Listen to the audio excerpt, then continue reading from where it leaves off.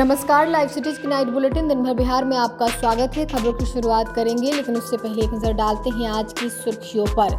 जमुई में सीएम सम्राट ने सरदार पटेल की मूर्ति का किया अनावरण। टीआरई 4 अभ्यर्थियों के लिए राहत, स्टेट का रिजल्ट अक्टूबर में, बोले शिक्षा मंत्री। दिल्ली से लौटे तेजस्वी शराबबंदी को बताया सत्ता पक्ष का रैकेट। नॉन सीरियस पॉलिटिकल व्यक्ति हैं तेजस्वी, रामकृपाल यादव का तंज। बीपीएससी 70वीं रद्द कराने के लिए उपवास पर बैठे पप्पू यादव। छात्र आंदोलन पर बोले मंत्री श्रवण कुमार, पढ़ने वाले छात्र अपने काम में लगे हैं। निशांत कुमार के काफिले की गाड़ियां आपस में टकराई, बाल बाल बचे। पटना पहुंचे मुख्य चुनाव आयुक्त ज्ञानेश कुमार, बिहार की तारीफ। नोएडा महक हत्याकांड में कटिहार से शराब के साथ आरोपी गिरफ्तार। कई जिलों में बारिश का अलर्ट, 19 अगस्त तक एक्टिव रहेगा मॉनसून। अब खबरें विस्तार से। जमुई के झाझा स्थित न्यू बोड़वा बस स्टैंड परिसर में लौह पुरुष सरदार वल्लभ भाई पटेल की प्रतिमा का अनावरण किया गया। मुख्यमंत्री सम्राट चौधरी लगभग 5 फीट ऊंची इस प्रतिमा का अनावरण किए। सीएम सम्राट चौधरी के अनावरण के दौरान उन्होंने कहा कि आज आप सभी के बीच आने का मुझे सौभाग्य मिला है। आज का दिन ऐतिहासिक है। जिस व्यक्ति ने भारत की एकता और अखंडता के लिए अपना पूरा जीवन समर्पित कर दिया, उस लौह पुरुष सरदार वल्लभ भाई पटेल की प्रतिमा का अनावरण करने का अवसर हम सभी को मिला है। साथ ही सीएम ने कहा कि प्रधानमंत्री नरेंद्र मोदी ने विकसित भारत का सपना देखा है और नीतीश कुमार ने समृद्ध बिहार का सपना देखा है। इन दोनों संकल्पों को पूरा करना हमारी सरकार का दायित्व है। बिहार को विकास के रास्ते पर और तेज गति से आगे ले जाने के लिए सरकार लगातार काम कर रही है। इससे पहले सीएम ने पटना में पूर्व प्रधानमंत्री भारत रत्न स्वर्गीय अटल बिहारी वाजपेयी को भावभीनी श्रद्धांजलि अर्पित की। गोपालगंज में शिक्षा मंत्री मिथिलेश तिवारी ने शिक्षक अभ्यर्थियों के लिए अहम घोषणा की। उन्होंने कहा कि स्टेट परीक्षा की आवेदन प्रक्रिया 17 अगस्त से शुरू होगी और सरकार की कोशिश है कि परीक्षा का परिणाम अक्टूबर महीने में जारी कर दिया जाए। शिक्षा मंत्री ने बताया कि अभ्यर्थियों ने उनसे मुलाकात कर परीक्षा जल्द कराने की मांग रखी। उनका कहना था कि समय पर स्टेट होने और परिणाम जारी होने से सफल अभ्यर्थियों को टीआरई 4 में पात्रता के आधार पर शामिल होने का अवसर मिल सकेगा। सरकार ने छात्रों और युवाओं के इस मांग को गंभीरता से लेते हुए परीक्षा प्रक्रिया में तेजी से पूरा करने का निर्णय लिया है। मंत्री के मुताबिक 17 अगस्त से आवेदन शुरू करने की तैयारी है। इसके बाद परीक्षा आयोजित कर परिणाम अक्टूबर तक जारी करने का प्रयास किया जाएगा। हालांकि परीक्षा की सटीक तारीख और विस्तृत कार्यक्रम की जानकारी संबंधित प्रक्रिया पूरी होने के बाद स्पष्ट हो पाएगी। नेता प्रतिपक्ष तेजस्वी यादव ने दिल्ली से पटना लौटते ही बिहार सरकार पर तीखा जुबानी हमला बोला है।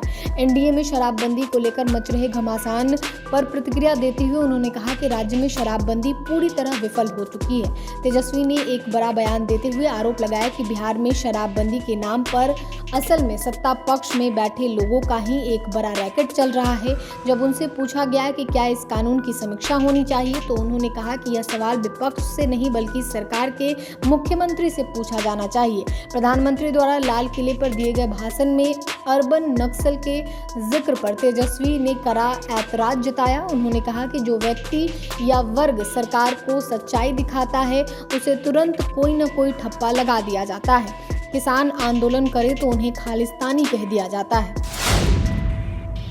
मंत्री रामकृपाल यादव ने नेता प्रतिपक्ष तेजस्वी यादव पर तीखा हमला बोला है। 15 अगस्त के स्वतंत्रता दिवस समारोह में तेजस्वी यादव के शामिल नहीं होने को लेकर उन्होंने उन्हें नॉन सीरियस पॉलिटिकल व्यक्ति करार दिया। रामकृपाल यादव ने कहा कि बिहार को ऐसा नेता प्रतिपक्ष पहले कभी नहीं मिला। उन्होंने आरोप लगाया कि तेजस्वी यादव को बिहार से कोई लगाव नहीं है। आज तक बिहार को ऐसा नेता प्रतिपक्ष कभी नहीं मिला जो लगातार कहता है उस व्यक्ति को बिहार से कोई लगाव नहीं है। बता दें कि तेजस्वी यादव की गैर मौजूदगी को लेकर सत्ता पक्ष पहले भी सवाल उठाता रहा है। जुलाई में हुए बिहार विधानसभा में 5 दिवसीय मॉनसून सत्र में भी नेता प्रतिपक्ष पूरे सत्र के दौरान सदन में उपस्थित नहीं हुए। इस दौरान उनकी गैर मौजूदगी विधानसभा में राजनीतिक मुद्दा बन गई थी। पूर्णिया से निर्दलीय सांसद पप्पू यादव एक दिन के उपवास पर हैं। पटना के गर्दनीबाग धरना स्थल पर हाथों में भगत सिंह की फोटो लेकर उपवास पर बैठे वे रिसर्च के छात्रों के आंदोलन में शामिल हुए। यहाँ सांसद नीले रंग के गमछे में नजर आए। उन्होंने कहा कि अगर सरकार ने छात्रों की बात नहीं मानी तो यही रास्ता बच गया है। वहीं पप्पू यादव ने कहा कि प्रधानमंत्री देश के बच्चों को बौद्धिक नक्सली कह रहे हैं। बिहार में छात्रों की बात नहीं सुनी जा रही। अगर सरकार मांगे नहीं मानती है तो बिहार बंद करेंगे, अनिश्चितकालीन उपवास पर बैठेंगे। इधर सांसद के उपवास को लेकर पुलिस प्रशासन भी मुस्तैद हो गई। धरना स्थल के पास फोर्स बुलाई गई है। वहीं all PhD holders and research scholars association of Bihar के बैनर तले कैंडिडेट पिछले 13 दिनों से अनिश्चितकालीन आमरण अनशन पर बैठे हैं।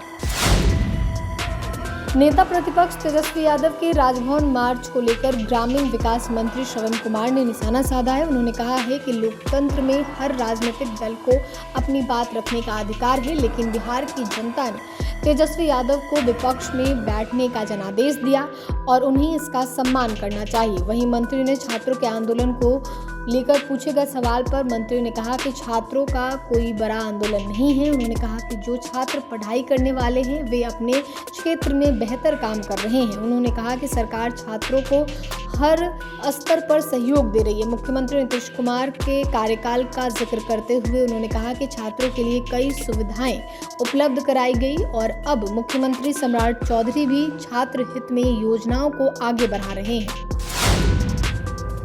स्वास्थ्य मंत्री निशांत कुमार के काफिले में हादसा हो गया। जमुई जिला मुख्यालय स्थित परिसदन भवन के पास मंत्री के काफिले में शामिल 2 वाहन आपस में टकरा गए। हादसे के बाद कुछ देर के लिए मौके पर अफरा तफरी की स्थिति बन गई। हालांकि राहत की बात यह रही कि दुर्घटना में किसी के घायल होने की सूचना नहीं है। हादसे के बाद स्थिति सामान्य होने पर मंत्री का काफिला अपने गंतव्य की ओर रवाना हो गया। जानकारी के अनुसार स्वास्थ्य मंत्री निशांत कुमार पटना से जमुई होते हुए झांझा जा रहे थे।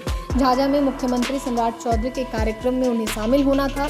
यहाँ लौह पुरुष सरदार वल्लभ भाई पटेल के नवनिर्मित आदमकद प्रतिमा का अनावरण कार्यक्रम आयोजित किया गया था। इस कार्यक्रम में शामिल होने के लिए स्वास्थ्य मंत्री भी झाझा के लिए रवाना हुए थे। बताया जा रहा है कि कचहरी चौक के पास कार्यकर्ताओं ने मंत्री के स्वागत के लिए पुष्प वर्षा की व्यवस्था की थी। इसी दौरान मंत्री के काफिले में चल रही 2 गाड़ियां आपस में टकरा गई। प्रत्यक्षदर्शियों के मुताबिक दोनों वाहन के टकराने के बाद कुछ समय के लिए मौके पर हलचल बढ़ गई। काफिले के साथ चल रहे सुरक्षाकर्मी और अन्य लोगों ने तत्काल स्थिति को संभाल लिया। 2 दिवसीय दौरे पर मुख्य चुनाव आयुक्त ज्ञानेश कुमार पटना पहुंचे। पटना पहुंचने पर मुख्य चुनाव आयुक्त ज्ञानेश कुमार ने पत्रकारों से बातचीत की। उन्होंने कहा कि मतदाता सूची के शुद्धिकरण का देश भर में सबसे सफल आयोजन बिहार से ही शुरू हुआ था। साथ ही उन्होंने यह भी कहा कि 2025 में हुए बिहार विधानसभा चुनाव का मतदान प्रतिशत न केवल आज़ादी से अब तक बिहार के सर्वाधिक रहा, बल्कि America, France, England, Japan, Spain में आम चुनाव से भी ज़्यादा मतदान प्रतिशत रहा। जानकारी के मुताबिक मुख्य चुनाव आयुक्त ज्ञानेश कुमार 17 अगस्त को इलेक्टोरल लिटरेसी क्लब ELC 2.0 की शुरुआत करेंगे। 17 अगस्त को लॉन्चिंग की जाएगी। ज्ञानेश कुमार बिहार के कई जिलों का दौरा करेंगे। खासकर वे राज्य के जेनजी वोटर्स से बात करेंगे।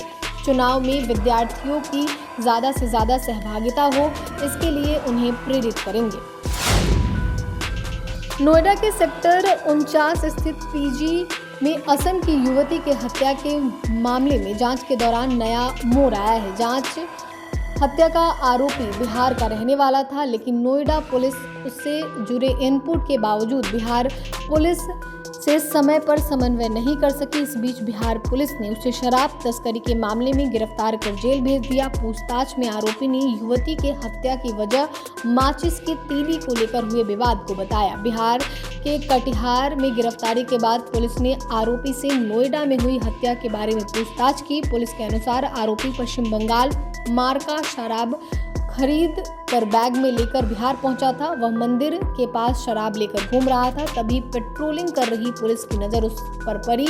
उसे गिरफ्तार कर लिया गया। नोएडा पुलिस को गिरफ्तारी की जानकारी मिलने के बाद बिहार पुलिस ने आरोपी को हत्या के मामले में सौंपने का अनुरोध किया, लेकिन बिहार पुलिस ने इनकार कर दिया। अब नोएडा पुलिस B वारंट के जरिए उसे यहां लाने की तैयारी कर रही है। बिहार के 5 जिलों में भारी बारिश का ऑरेंज अलर्ट जारी किया गया है, जबकि 7 जिलों में येलो अलर्ट जारी किया गया है। ऑरेंज अलर्ट वाले जिलों में करीब 40 किलोमीटर प्रति घंटे की रफ्तार से हवा चलेंगी। कुछ जगहों पर आकाशीय बिजली भी गिर सकती है। वहीं दूसरी ओर मौसम वैज्ञानिक के अनुसार 17 से 19 अगस्त के बीच उत्तर बिहार के जिलों में बारिश की संभावना बनी रहेगी। वहीं मौसम वैज्ञानिकों के अनुसार बिहार में अगस्त का महीना मानसून का मुख्य समय होता है। इस साल बंगाल की खाड़ी से आने वाली नमी और कम दबाव के क्षेत्र सक्रिय होने के कारण उत्तर पश्चिम जिलों में मानसून की टर्फ लाइन मजबूत हो गई है।